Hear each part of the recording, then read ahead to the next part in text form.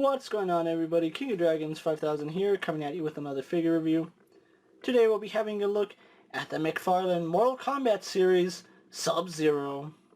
And so here we have Sub-Zero posed and out of the packaging. Before we have a look at the figure, let's actually take a look at what he comes with. Sub-Zero does come with two ice axes, which do fit in either of his hands, and they do look good. He also does come with an ice spine with skull, and that's also a really nice accessory. And then he also does come with a Mortal Kombat display stage. My only issue with his accessories are that they're kind of too blue. If they had thrown in some frost effects, some whitewash on it, the accessories would look a lot better. But as it stands, really decent accessories for Sub-Zero. So what we're going to do now is actually take a closer look at Sub-Zero. And so here we have a closer look at Sub-Zero. Now Mcfarlane did a really good job sculpting this figure, and that's one thing this figure does excel at. The sculpt work on him is phenomenal. If we can just have a look at his head, just the detailing in his mask right here, you can see all the nice little sculpt work that goes into it. The blues, the blacks, everything on this figure does look really good, so I do like that. Now on mine his eyes are looking off to the left, but at least they're looking in the same direction, so you can actually have him posed with his eyes facing that direction.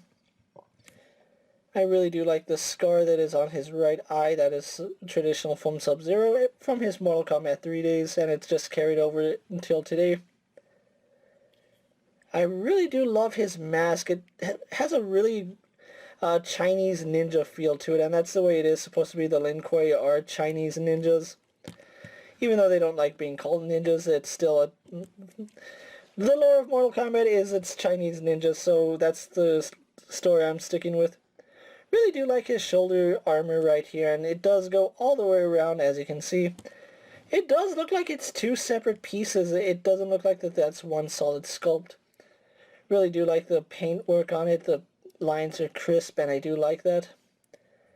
And then you can see the inner workings of his tunic right here. We have a lot of nice little details right here. The sculpt work is amazing. The blue is painted really well. On his arm here we do have the insignia for the Lin Kuei, which looks really good, and it does wrap around. On the back we see more of that padding work on his tunic, and it does look like it's quilted. Throwback to the old days of Mortal Kombat when the ninjas had quilted patterns. Again, we have that same Lin Kuei design here. Really do like the forearms, although it feels like the armor is on the wrong side. Like, here's the side of his arm, but it's on the back of his arm, and normally whenever you see something like that, the armor should be on the front of the arm. I don't know, that's just me. You can see he does have some kunai right here, and they're painted really well. I do like that. These little daggers, they're just sculpted on, they're not removable, but you can see they are a little bit warped from him being in the packaging, and he was just smashed in there. On this side we do have the emblem of the Lin Kuei once again. Same on this side, and the lines are really crisp. Yeah, that's actually sculpted detail, so I really do like that. We have his little tassel right here, which is textured really nicely. I do love that little knot right there.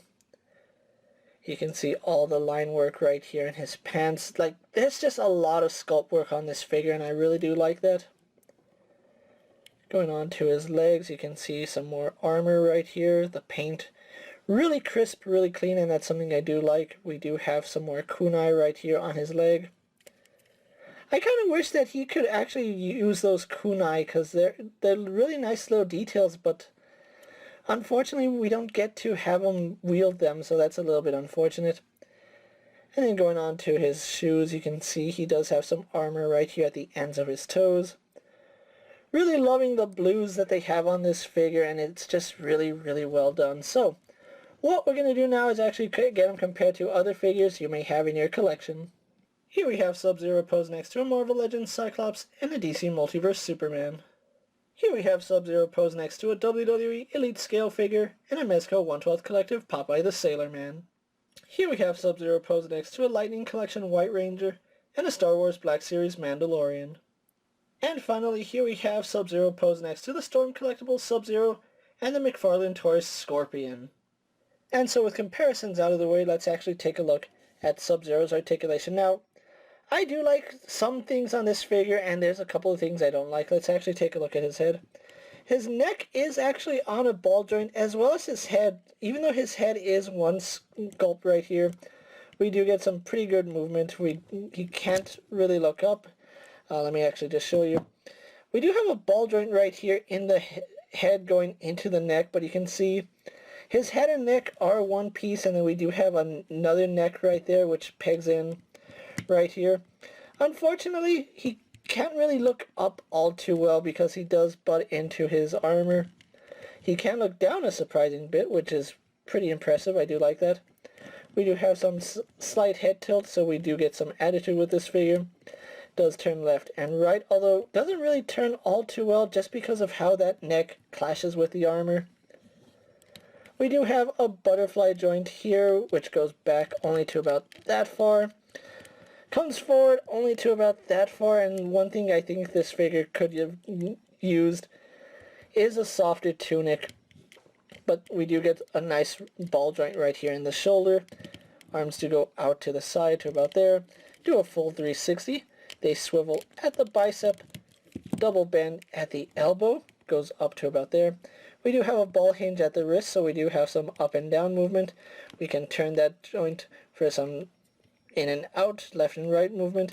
We get some swivel down here at the wrist, and then we also can rotate on that joint. Now, it does look like Sub-Zero here, if I can get his arm moving. Does have a ball joint right here in the torso, but with all this padding, all this sculpt, we don't get any movement out of that ball joint, so that's pretty useless.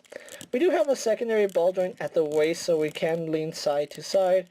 Turns left and right, goes back to about that far, goes forward only to about that far. So the fact that this is so thick, we don't get any articulation from that second ball joint, so it's all just at the bottom right there. Legs do kick forward a surprising amount. They do go all the way forward, all the way back, so I really do like that.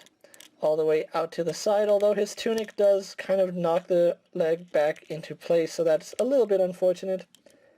No thigh swivel. What they did was engineer the swivel to be right down here with the knee, so I do like that little piece of articulation there. He is double jointed at the knee. We have really stiff joints, but his leg does go all the way up, as you can see.